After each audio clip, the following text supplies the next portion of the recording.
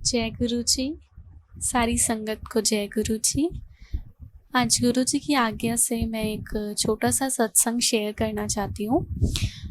वैसे तो बहुत सारे सत्संग हैं, बहुत सारी ब्लेसिंग्स हैं गुरु जी की, तो लेकिन कभी कभी हमारे साथ कुछ ऐसा होता है जो पहले कभी नहीं हुआ होता है, या फिर हमने बस दूसरों के सत्संग सुने होते हैं कि गुरु जी ने ऐसा उन्हें ब्लेस किया। तो इस बार ऐसा ही कुछ मेरे साथ भी हुआ। ये बात थी 4 अप्रैल 2020 रिसेंटली की। तो ऐसा होता है कि अक्सर जब गुरु जी की आज्ञा होती है और सत्संग की, तो मन में अपने आप आ जाता है कि हाँ सत्संग करना है। तो 2 दिन पहले की बात होती है, लाइक जिस दिन मैं सत्संग करती हूँ 4th की, दैट मीन्स ये बात है 2nd की। तो मैं मम्मा को बोलती हूँ, अपने मदर से बोलती हूँ कि मम्मा मतलब 4 को सत्संग करेंगे। शी वॉज लाइक ठीक है चलो ठीक है, तो will prepare all the Prasad and will do the सत्संग। तो होता क्या है कि 2nd की सुबह ये सब डिसाइड होता है। 2nd की शाम को मैं ऐसी बैठी होती हूँ, तो मेरे लेफ़्ट हैंड में एक रेड कलर का कुछ उभरा हुआ चीज़ एलर्जी काइंड ऑफ होती है, जिससे मुझे बहुत ज़्यादा इचिंग हो रही होती है। मतलब लाइक बहुत ज़्यादा इचिंग हो रही होती है, बहुत पेनफुल होता है। एंड पता नहीं वो क्या चीज़ होती है, इनिशियली तो मैं नहीं समझ पाती हूँ, जिसकी वजह से मेरा पूरा लेफ़्ट हैंड जो होता है वो सुन्न हो जाता है। मतलब जिसे कहते हैं कि बिल्कुल हाथ उठ नहीं पा रहा है। मैं कोई भी चीज़ उठा रही हूँ तो बहुत हाथ अजीब सा, मतलब पेन हो रहा है, हाथ में फ्रिक्शन हो रहा है बॉडी में। उस हैंड में तो पर्टिकुलरली बहुत ज़्यादा पेन था, मतलब इतना, मतलब पेन थोड़ा थोड़ा मुझे फील होने लगा था कि मुझे गूज़बम्स हो रहे थे बार बार। तो आई टोल्ड माई मदर कि मुझे कुछ ऐसा लग रहा है, तो शी सेड कि कुछ काइंड ऑफ एलर्जी होगी, चली जाएगी, सेंसिटिव स्किन है, it will be fine. So I also kind of ignored it. And next day मैं उठती हूँ, तो नेक्स्ट डे थोड़ा सा होता है, फिर ठीक होता है थोड़ा सा, मतलब बहुत ज़्यादा नहीं होता है, बट थोड़ा थोड़ा मुझे पेन फील हो रहा होता है। एंड उसके नेक्स्ट डे 4th होती है, तो सत्संग होता है, मैंने सत्संग माना होता है। तो जब मैं 4th की मॉर्निंग को उठती हूँ, तो बेसिकली मुझे 3rd की रात से कुछ थोड़ा पेन ज़्यादा शुरू होने लगता है, जिसकी वजह से मैं एक एंटी एलर्जिक मेडिसिन भी लेती हूँ कि अगर इफ़ इट्स एन एलर्जी तो वो ठीक हो जाए। बट एक्चुअली जो मुझे सिम्टम्स लगते हैं, वो सिम्टम्स एक वायरस होता है कॉल्ड हर्पीस, उसके लगते हैं। बिकॉज़ मुझे 2018 में भी ये प्रॉब्लम हो चुकी है। तो एक्चुअली जिनको ये प्रॉब्लम हुई होती है कभी, तो वो समझ सकते हैं कि उसका पेन बहुत ही डिफरेंट होता है। बॉडी में कहीं पर भी होता है तो वो फैलता चला जाता है, बहुत ज़्यादा फैलता है। और वो ऑब्वियसली इट्स एन वायरस, तो वो जल्दी ठीक नहीं होता है, टेक्स 10 to 15 days। तो मुझे वो सब डर लगने लगता है कि कहीं मतलब हर्पीस तो नहीं हो गया मुझे। एंड अगर ऐसे टाइम पे होगा, तो अभी मैं पता ही है कि कोविड इश्यूज़ हैं, जिसकी वजह से हम हॉस्पिटल्स नहीं जा पा रहे हैं, प्लस इतना सारा टाइम लग जाएगा उसको रिकवर होने में। And plus it's very painful, it's a very painful virus. तो बहुत पेनफुल प्रॉब्लम है ये। तो मैं बहुत डरने लगी कि ऐसा कुछ ना हो। तो रात में 3rd की रात को मैं मेडिसिन लेती हूँ और मैं सो जाती हूँ। 4th को आई गॉट अप एट 11, मेरी आँख नहीं खुलती और मम्मा भी मुझे नहीं उठाती just because I was really in pen. तो मेरी 11 बजे आँख खुलती है and I was feeling so weak, so helpless. And मतलब सत्संग का पूरा दरबार मैं अकेले हमेशा सजाती हूँ, मम्मा हमेशा भोग प्रसाद में हेल्प करती हैं। और मतलब ये होता है कि हमेशा मैं दरबार सजाती हूँ खुद से। तो मुझे बहुत ज़्यादा घबराहट होने लगी। मैं 11 बजे उठी, मैं सोची इट्स टू लेट, मैं इतना लेट उठी हूँ और गुरुजी कैसे होगा, मैंने सत्संग माना था, अब मैं क्या करूँ। बट फिर मन में आया कि नहीं, मैंने गुरुजी का सत्संग माना है तो मैं सत्संग करके ही रहूँगी। मेरे मन में ऐसे थॉट्स आने लगे कि हम जब कभी बड़े मंदिर जाते हैं तो देखिए कितने अपाहिज लोग भी आते हैं वहाँ पर दर्शन करने, या कितने बूढ़े लोग होते हैं, ओल्ड पीपल हैं, दे यूज्ड टू कम। तो मुझे लगा कि मुझे ऐसा कुछ खास नहीं हुआ है और मैं धीरे धीरे सारी चीज़ें कर लूँगी। मैंने बस जाके बस बात लिया और अपना धीरे धीरे काम शुरू कर दिया। मैंने दरबार पूरा सजा दिया एंड सत्संग का टाइम था शाम के 5 बजे का। तो 3 बजे तक दरबार सज गया और भोग प्रसाद ऑलमोस्ट बन गया, सिर्फ हलवा प्रसाद रह गया था। तो फिर बॉडी में बहुत वीकनेस आ गई तो मैं 3 बजे लेट गई। आई थॉट कि मैं 3 से 4 लेट जाती हूँ, 4 बजे उठ के भोग प्रसाद बनाऊंगी, हलवा प्रसाद बनाऊंगी, बाकी सारा भोग रेडी है। तो जब मैं 3 बजे लेटती हूँ तो उसके बाद मेरे को ठीक से नींद नहीं आ पाती है, बिकॉज बहुत अल्टीमेट काइंड ऑफ पेन था। तो मैं वो मतलब ऐसे थोड़ा सा लेटी कि मतलब आई ट्राइड कि स्लीप मतलब ट्राई टू स्लीप के 4 बजे तक अलार्म लगा के बस सो लूँ ताकि मैं अच्छे मन से बैठ पाऊँ, मुझे इतनी दिक्कत ना हो। बट मैं नहीं सो पाई और एकदम से मैंने अपना हाथ देखा तो वो फैल चुका था, बहुत ही बुरी तरीके से मेरे हाथ पे फैल चुका था जो एलर्जी थी। एंड मैं 101% श्योर हो गई कि ये हर्पीस है, बिकॉज पेन सिमिलर था जो मैंने 2018 के टाइम फील किया था। All the symptoms were same, symptoms same थे, वैसे ही वो मेरे हाथ में फैल रहा था, मेरा हाथ उठना बंद हो गया था। और मैं इतना ज़्यादा घबरा गई कि गुरुजी मेरा क्या करूँगी, मैं सत्संग है, गुरुजी कैसे होगा। मैंने आपसे बोला गुरुजी कि मुझे हर्पीस ना हो, बट क्यों हो गया, क्या होगा, अब कैसे, मतलब how I will go to doctor and how I will manage everything. फिर मैं सब से घबराहट से उठ गई और फिर मैं भोग प्रसाद बनाती गई और गुरुजी का नाम लेती गई।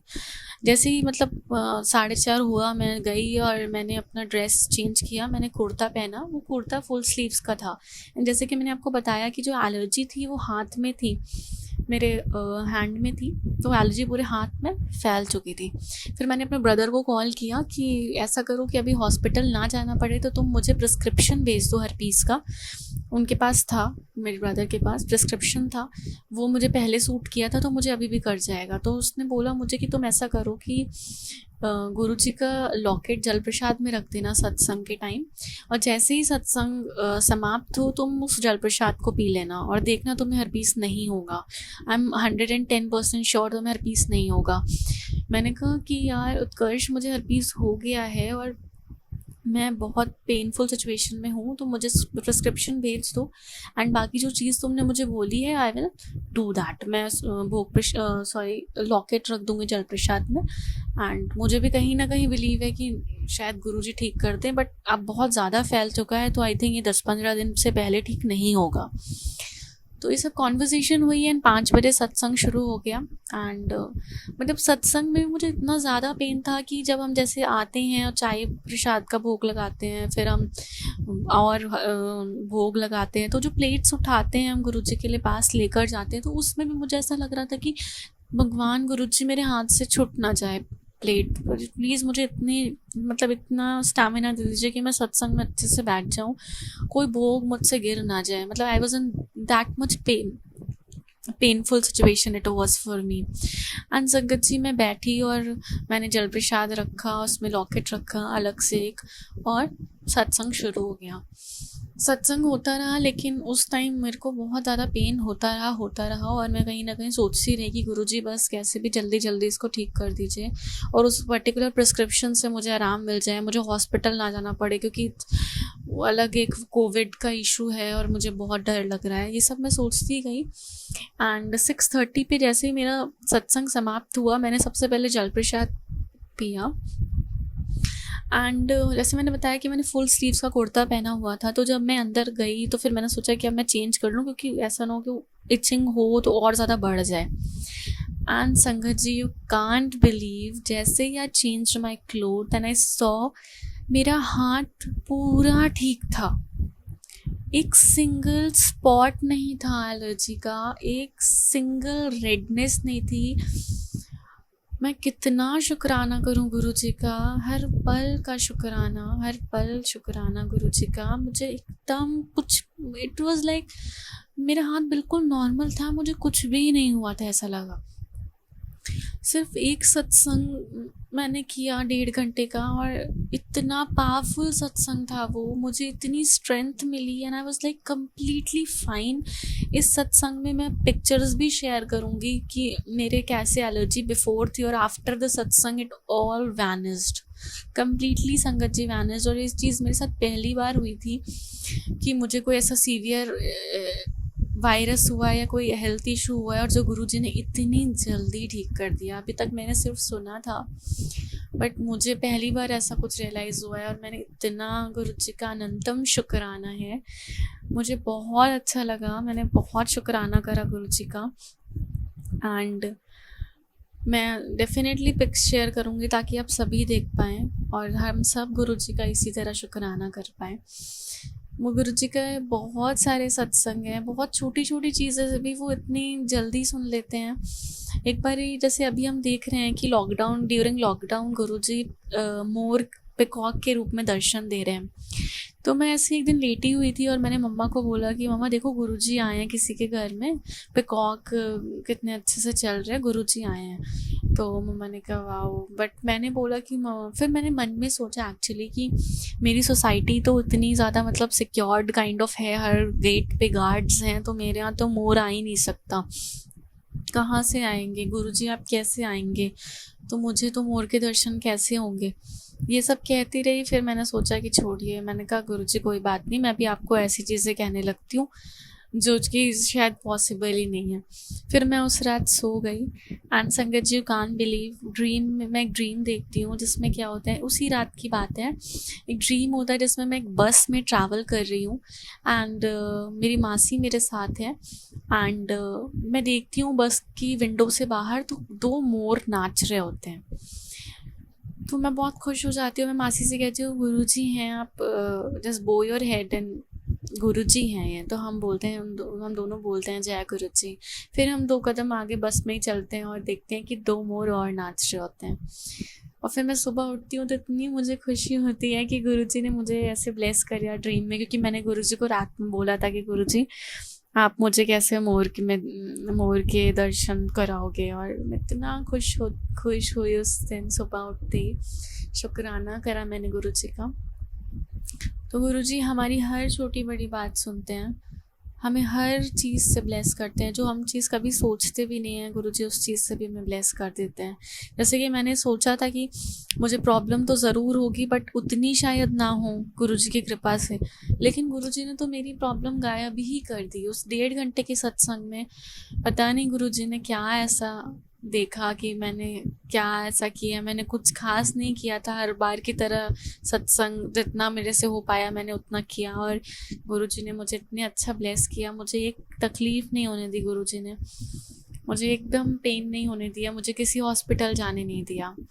तो आई एम रियली थैंकफुल। मैं हर पल गुरुजी का शुक्राना करती हूँ और हमेशा बस यही चाहती हूँ कि गुरुजी हम सबके साथ रहें, हम सबके साथ रहें, हम सब गुरुजी को खुश रखें, हर तरीके से खुश रखें और गुरुजी अपना आशीर्वाद हमेशा हम सबके ऊपर बरसा कर रखें। जय गुरुजी, शुक्राना गुरुजी।